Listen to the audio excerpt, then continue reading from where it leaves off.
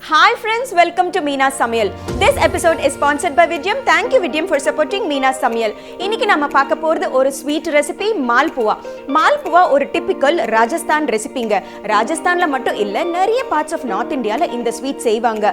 பாலை வந்து ரபடி ஆட்டம் நல்ல சுண்ட காய்ச்சி அதுல மாவு கலந்து பேன்கேக்ஸ் ஆட்டம் ஊத்திட்டு அதுக்கப்புறமா சுகர் சிரப்ல ஊற வைக்கிற இந்த எலாபரேட் ப்ராசஸை வந்து ஒரு ஈஸி அண்ட் சிம்பிள் மெத்தட்ல உங்ககிட்ட நான் செஞ்சு காட்ட போறேன். ஸோ இந்த சுவையான மால்புவா எப்படி செய்யறது அப்படிங்கறத பார்ப்போம். மால்புவா செய்ய தேவையான பொருட்கள்: மைதா அரை கப், மில்க் பவுடர் அரை கப், பால் ஒரு கப், சர்க்கரை ஒரு கப், காடமம் பவுடர் ஒரு டீஸ்பூன், பொடியாக நறுக்கிய பாதாம் பருப்பு ஒரு டேபிள் ஸ்பூன், பொடியாக நறுக்கிய பிஸ்தா பருப்பு ஒரு டேபிள் ஸ்பூன், எண்ணெய் பொரிப்பதற்கு. ஸோ மால்புவா அப்படிங்கிறது வந்து பாலை வந்து நல்ல சுண்ட காய்ச்சி ரபடியாட்டம், அதாவது 1 லிட்டர் நம்ம மில்க் எடுத்தோம்னா அது வந்து பாதியாட்டம் நல்ல சுண்ட காய்ச்சிடணும். சுண்ட காய்ச்சிட்டு நல்லா ஆற வச்சுட்டு அந்த பாலில் தான் மாவு வந்து கலப்பாங்க. அது வந்து கொஞ்சம் எலாபரேட் ப்ராசஸ் தாங்க. ஸோ அது வந்து நான் சிம்பிளிஃபை பண்ணி தான் உங்களுக்கு காட்ட போகிறேன்.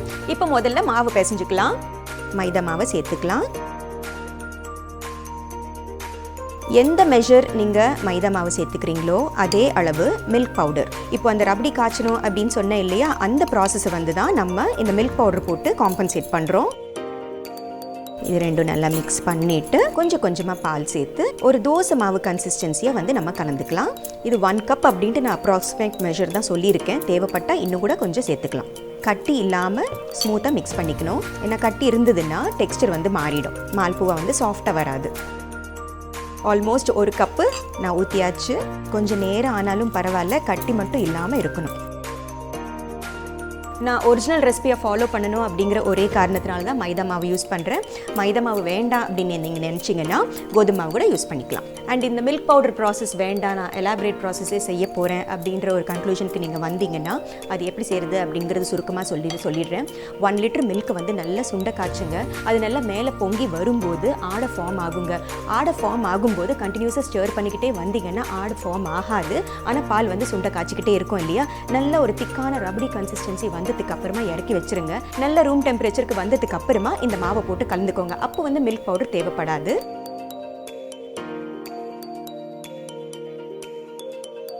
ஸோ மாவு இப்போ கலந்து முடிச்சாச்சு. இது வந்து ஒரு 10 மினிட்ஸ் வந்து நம்ம ரெஸ்டிங் டைம் கொடுத்துடலாம். மீன்வைல் சுகர் சிரப் எப்படி காய்ச்சறது அப்படிங்கிறத பார்ப்போம். முதல்ல ஒரு பாத்திரத்தை ஹீட் பண்ணிக்கலாம். இதில் வந்து சர்க்கரையை சேர்த்துக்கலாம். 1 கப்பு சர்க்கரைக்கு 1 கப்பு தண்ணி.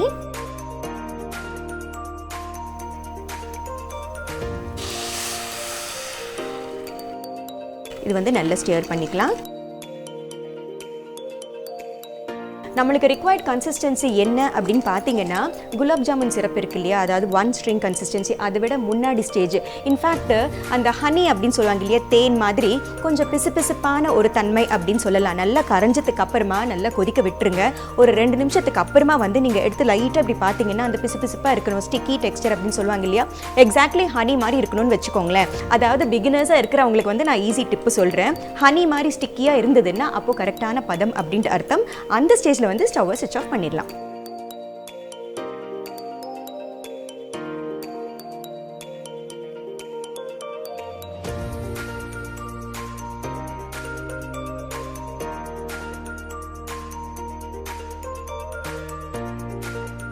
ஸோ ஆல்மோஸ்ட் ஒரு 5 மினிட்ஸாக வந்து கொதிச்சுட்ருக்கு. இப்போ எப்படி இருக்குது அப்படிங்கிறத பார்ப்போம்.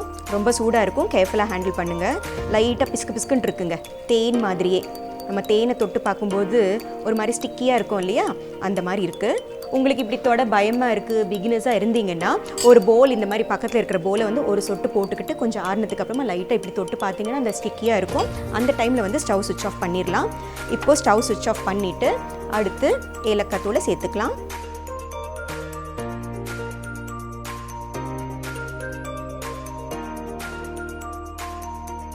விருப்பப்பட்டீங்கன்னா குங்குமப்பூ கூட சேர்த்துக்கலாம், பொருத்தமாக இருக்கும். ஸோ இப்போ சுகர் சிரப் இஸ் ரெடி. இப்போது இந்த சுகர் சிரப்பை வந்து நம்ம பக்கத்தில் எடுத்து வச்சிடலாம். ஒரு ஷாலோ பேன் எடுத்துக்கோங்க, அப்போ தான் வந்து மால்புவாக்கு பொருத்தமாக இருக்கும். நல்லா இப்படி டீப்பாக இருக்கும் பார்த்தீங்களா, அந்த மாதிரி வானிலை வேண்டாம். ஸோ பொரிக்கிறதுக்கு உண்டான எண்ணெயை ஊற்றிக்கலாம்.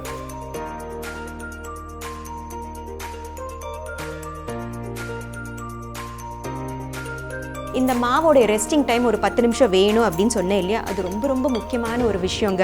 அதாவது இதே பேட்டர்ன் நீங்கள் ஃபாலோ பண்ணுங்கள். முதல்ல மாவு வந்து ரெடி பண்ணிக்கோங்க. மாவு ரெடி ஆனதும் ரெஸ்டிங் டைம் விட்டுருங்க. அந்த ரெஸ்டிங் டைமில் வந்து சுகர் சிரப் காய்ச்சிக்கோங்க. சுகர் சிரப் ரெடி ஆனதுமே அது பக்கத்தில் வச்சுட்டு எண்ணெயை காய்ச்சிட்டு அதுலேயும் ஒரு 5 மினிட்ஸ் ஆகுமா, ஸோ ஆன் த ஹோல் ஒரு 10 to 15 மினிட்ஸ் ஆகுங்க. அதுதான் கரெக்டான பதம். இன்ஃபேக்ட் நீங்கள் பார்த்தீங்கன்னா மாவு வந்து நல்ல ஃப்ளஃபியாக இருக்குது. இதுதான் கரெக்டான டெக்ஸ்டர் கூட. எண்ணெய் வந்து ரொம்ப சூடாக இருக்கக்கூடாது. ஸோ கொஞ்சமாக மாவு எடுத்து ஒரு சின்ன ட்ராப் நம்ம டெஸ்ட் பண்ணி பார்ப்போம். பாருங்கள், இதுதான் கரெக்டான ஸ்டேஜ். ஸோ இந்த பீஸை வந்து நம்ம ரிமூவ் பண்ணிடலாம். ஃபஸ்ட்டு ரொம்ப ஹீட் வந்து இதுக்கு பொருத்தமாக இருக்காது. ஸோ இந்த மாதிரி ஒரு குழிக்கரண்டி எடுத்துக்கலாம். ஃப்ளேம் வந்து நல்ல, அதாவது நம்மளுக்கு வேண்டிய வந்து ஹீட் வந்ததுக்கு அப்புறமா ஃப்ளேம் வந்து மாட்ரேட்டாகவே இருக்கட்டும். ஸோ இப்போ கேர்ஃபுல்லாக ஒரே இடத்துல ஊற்றுங்க. அதுவாகவே தானாக ஸ்ப்ரெட் ஆகுது பார்த்தீங்களா. ஸோ ஷாலோ பேனாக இருக்கும்போது தான் இந்த மாதிரி ஃப்ளாட்டாக வரும் நம்மளுக்கு. அண்ட் ஒன்றுக்கு ஒன்று மோதாத மாதிரி பேன் எவ்வளோ பெருசாக இருக்கோ அதுக்கு ஏற்ற மாதிரி 2 or 3 போட்டுக்கோங்க போதும். ஸோ ஒரு நிமிஷம் ஆனதுக்கு அப்புறமா கேர்ஃபுல்லாக வந்து நம்ம திருப்பி போட்டுக்கலாம்.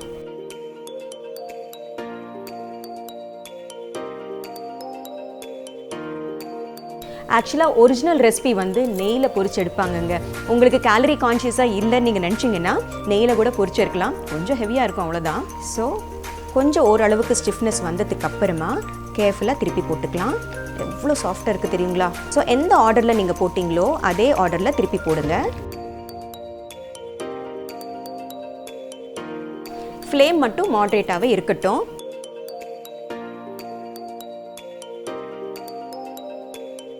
இப்போ ஒரு சின்ன ஸ்டெப்பு சொல்கிறேன். நம்மளுக்கு 3 burner ஸ்டவ் விடியமோட இருக்குது இல்லையா. இப்போ நான் என்ன பண்ண போகிறேன்னா, அது 3rd பர்னரில் வந்து இது ஷிஃப்ட் பண்ணிவிட்டு ஒரு ஸ்டீல் பாத்திரமோ இல்லை பிளேட்டோ உங்ககிட்ட எது சௌரியமாக இருக்கோ இது வந்து சென்டரில் வச்சுக்கோங்க. அதாவது இந்த சீக்வென்ஸ் அப்படிங்கிறது வந்து இந்த மால்புவாக்கு வந்து ரொம்ப ரொம்ப முக்கியம்.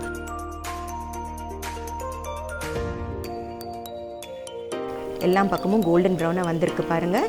இதுக்கு மேலே வந்து நம்ம பொரிய விட வேண்டாம். ஸோ இப்போ என்ன பண்ணலான்னா, கேர்ஃபுல்லாக இந்த எண்ணெயை வடிச்சிட்டு இந்த பிளேட்டுக்கு ஷிஃப்ட் பண்ணிக்கலாம்.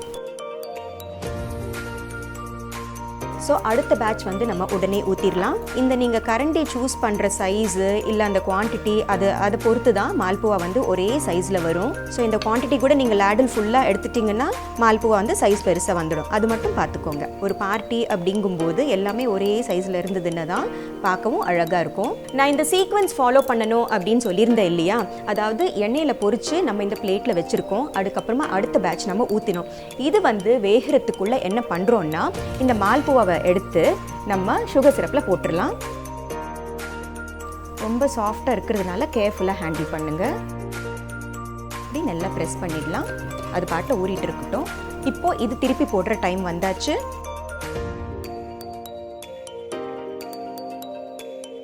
இது பொரியிற டைம் தான் சுகர் சிரப்பில் ஊறணும். அதாவது இந்த பேட்ச் எடுத்து நம்ம பிளேட்டில் வைக்கும்போது அந்த பேட்சை எடுத்து நம்ம சர்விங் ட்ரேயில் மாற்றிடணும். அந்த சீக்வென்ஸ் அப்படிங்கிறது வந்து கரெக்டாக வந்தாதாங்க. இப்போ பாதுஷா இல்லை நம்ம வந்து கோவா கஜ்ஜிக்காய் நம்ம தீபாவளி எபிசோட் நீங்கள் பார்த்துருப்பீங்க. அதெல்லாம் வந்து சப்பாத்தி மாவு மாதிரி நம்ம டஃப்பாக டோ பிசைஞ்சு அது வந்து நம்ம பொரிச்சு சுகர் சிரப்பில் ஊற வச்சோம் இல்லையா. அது வந்து ஒரு 1/2 மணி நேரம் ஊறினா கூட தப்பே இல்லை. ஆனால் இது வந்து பேட்டர், அதாவது தோசை மாவு கன்சிஸ்டன்சியில் நம்ம ஊற்றி அதுக்கப்புறமா சுகர் சிரப்பில் ஊற வைக்கிறது அப்படிங்கிறது வந்து ரொம்ப நேரம் ஊறக்கூடாது. 5 நிமிஷம் அப்படிங்கிறது வந்து கரெக்டாக இருக்கும். அதான் இந்த சீக்வென்ஸ் ஃபாலோ பண்ணுறது அப்படின்ட்டு நான் சொன்னேன். இப்போ பாருங்கள், 2 பக்கமும் கோல்டன் ப்ரௌன் வந்தாச்சு. லைட்டாக ப்ரெஸ் பண்ணிங்கன்னா இன்கேஸ் எக்ஸஸ் ஆயில் ஏதாவது இருந்ததுன்னா இது வடிய வச்சுட்டு அதுக்கப்புறமா பிளேட்டுக்கு ட்ரான்ஸ்ஃபர் பண்ணலாம். இப்போது time for the next batch.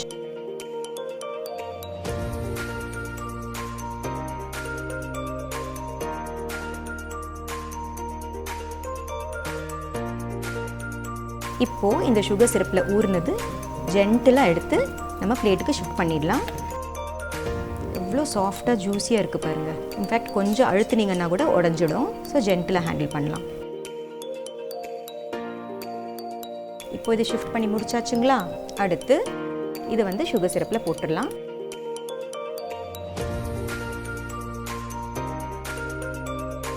So இப்போ எண்ணெயில் இருக்கிறது திருப்பி போடுற டைம் வந்தாச்சு.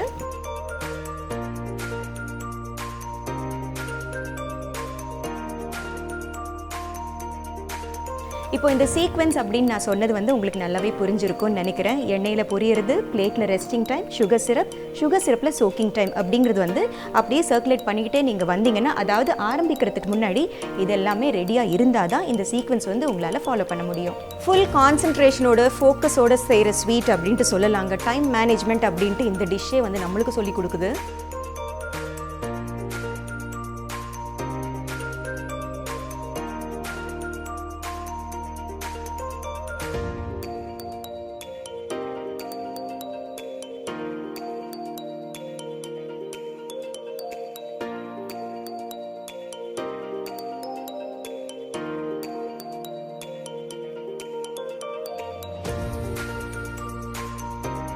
இந்த மால்புவா வந்து எண்ணெயில் பொரிச்சு அதுக்கப்புறமா சுகர் சிரப்பில் ஊற வச்சு அதுக்கப்புறமா பிளேட்டில் வச்சு பார்க்கும்போது எவ்வளோ அழகாக இருக்குன்னா, அந்த ரிம் வந்து கொஞ்சம் டார்க்கர் கோல்டன் ப்ரௌனாக, உள்ளே வந்து கொஞ்சம் லைட்டர் கோல்டன் ப்ரௌனாக இருக்குது இல்லைங்களா. அது பேட்டர் வந்து கன்சிஸ்டன்சி கரெக்டாக ஊற்றி கரெக்டாக எண்ணெயில் பொரிச்சு எடுத்து கரெக்டாக ஊறினா தான் இந்த மாதிரி ஒரு டெக்ஸ்டர் கிடைக்கும். ஸோ இந்த டெக்ஸ்டர் ஆஃப் த பேட்டர், இந்த பொரியறது ஊறுறது, இந்த டைம் மட்டும் நான் சொன்னது அப்படியே ஃபாலோ பண்ணுங்கள்.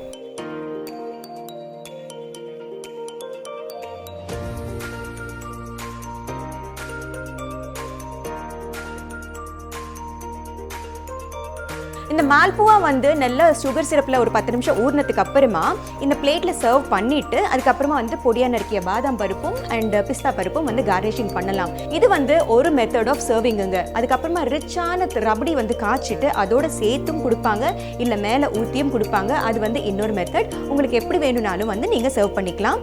இப்போ இந்த பொடியாக நறுக்கிய பாதாம் பருப்பு அண்ட் பிஸ்தா பருப்பு வந்து மேலே கார்னிஷிங் பண்ணிடலாம்.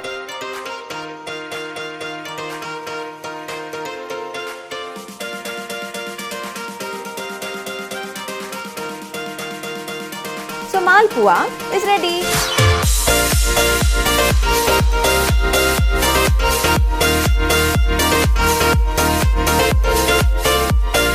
இந்த rich and sweet juicy malpua எப்படி செய்யறது அப்படிங்கறத பாத்தீங்க இல்லையா? கண்டிப்பா இந்த ரெசிபி நீங்களும் ட்ரை பண்ணி பாருங்க. ஃபேஸ்புக்லயும் இன்ஸ்டாகிராம்லயும் மீனா சமையலை ஃபாலோ பண்ணுங்க.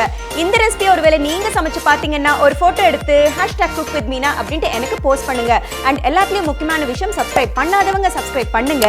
அதோடு சேர்த்து பக்கத்துல இருக்கிற பெல் பட்டனை பிரஸ் பண்ணினீங்கன்னா தான் அடுத்த எபிசோட் நான் அப்லோட் பண்ணும்போது உங்களுக்கு நோட்டிபிகேஷன் அப்படின்ட்டு வரும். விடியம் ப்ராடக்ட்ஸை யூஸ் பண்ணி சமைக்கும் போது ரொம்ப கம்ஃபர்டபுளா ஃபீல் பண்ணேன். இதே கம்ஃபர்ட் நீங்களும் எக்ஸ்பீரியன்ஸ் பண்ணணும் அப்படின்னு நினைச்சீங்கன்னா கீழே டிஸ்கிரிப்ஷன் பாக்ஸ்ல விடியம் பத்தின லிங்க்ஸை கொடுத்திருக்கேன், மறக்காம செக் பண்ணுங்க. சோ மீனா சமையலை பாருங்க, லைக், ஷேர், சப்ஸ்கிரைப் பண்ணுங்க. பை.